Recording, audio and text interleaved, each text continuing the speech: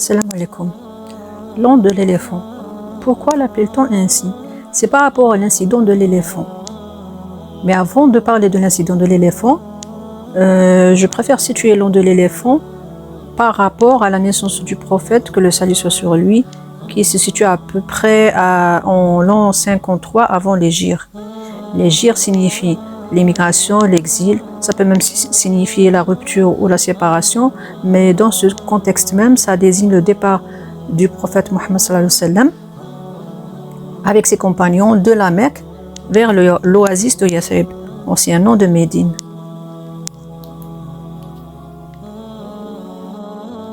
Et à cette époque, il y avait un général qui s'appelait Abraha. Ce général vivait dans la région de l'Abyssinie qui se situe aujourd'hui dans le nord de l'Éthiopie, l'est du Soudan et le sud de l'Érythrée. Ce général Abraha a décidé de conquérir le sud de l'Arabie. Et comme je l'ai dit dans la première partie, les Arabes avant la venue du prophète de l'Islam faisaient le pèlerinage à la Mecque d'une façon différente, mais ils le faisaient car ils n'étaient pas musulmans. Et c'est pour cette raison que ce général Abraha, qui était de confession chrétienne, il voulait construire une cathédrale dans le sud de l'Arabie, dans le Yémen exactement, dans la région de Sanaa. Il voulait construire une cathédrale pour concurrencer le pèlerinage des Arabes à la Mecque. Quand les Arabes ont eu vent de ce qui allait se passer, concernant la construction de la cathédrale, dans l'objectif qu'on a cité avant, un homme arabe appartenant à la tribu de Kinana a eu l'idée de profaner la cathédrale. Et ceci, qu'est-ce qu'il a fait? Il a fait ses besoins à l'intérieur. Et le général Abraha sortit de ses gants et décida de faire mobiliser une armée colossale devancée par un éléphant. Et en cours de route, il fut intercepté par une armée arabe au nord du Yémen, puisqu'il a démarré son chemin du Yémen. Cette armée qui a intercepté l'armée de Abraha était commandée par un arabe au nom de Dhu Nafr. Mais il a été vaincu par Abraha. Apparemment, l'armée d'Abraha était plus puissante que cette armée arabe. Puis elle a été guidée par un homme jusqu'à une vallée près de la Mecque.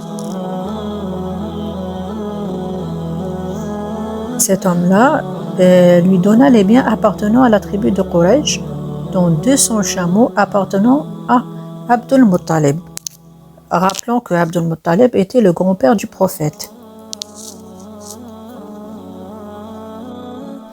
Certaines tribus arabes se sont opposées à cette offre, mais elles ne pouvaient rien puisqu'il était plus puissant que les armées arabes et elles ne pouvaient plus lui résister. Donc il envoya un émissaire pour s'enquérir du noble de ce pays, du pays de la Mecque. Et il dit à son émissaire, dis-lui que le roi te dit, ou bien que le général te dit que je ne suis pas venu vous faire la guerre, je suis plutôt venu détruire la Kaaba. Et si le noble de ce pays ne veut pas la guerre, qu'il se présente entre mes mains. Le noble de ce pays n'était autre que Abdul Muttalib, grand-père du futur prophète et maître de la tribu de Quraysh. Quand Abraha l'a reçu et s'assoit par terre, par modestie à côté de lui, et il lui a dit, Abdul Muttalib lui a dit, nous ne pouvons pas faire la guerre car cette maison est une maison sacrée, il veut dire la Kaaba, c'est Allah qui va la protéger. Et Abraha était stupéfait de l'attitude d'Abdul Muttalib, qui est juste venu pour intervenir auprès d'Abraha et récupérer ses 200 chameaux, laissant la défense de la Kaaba à Allah. Le Muttalib est revenu à la Mecque et ordonna à Mekwa de se réfugier dans les montagnes car l'attaque d'Abraha était imminente. Et il a empoigné l'anneau de la porte de Kaaba et ses compagnons commençaient à prier Allah pour qu'ils soient les vainqueurs. Le lendemain, Abraha a commencé à marcher et à mobiliser ses forces et se dirigea avec son éléphant vers la Kaaba. Cet animal a refusé d'aller vers la Kaaba. Mais quand ils lui ont changé de direction pour aller vers la Kaaba, il s'est dirigé enfin, mais il ne voulait pas la détruire. Cet animal ne voulait pas détruire la Kaaba, il s'assoit. le châtiment divin tomba sur l'armée d'Abraha. La protection d'Allah s'est incarnée en une nuée d'oiseaux provenant du côté de la mer. Ces oiseaux ont survolé la Mecque, tenant dans leurs pattes des petites pierres d'argile qu'ils lançaient sur l'armée d'Abraha. Vaincue, cette armée colossale s'est retirée et a quitté la Mecque.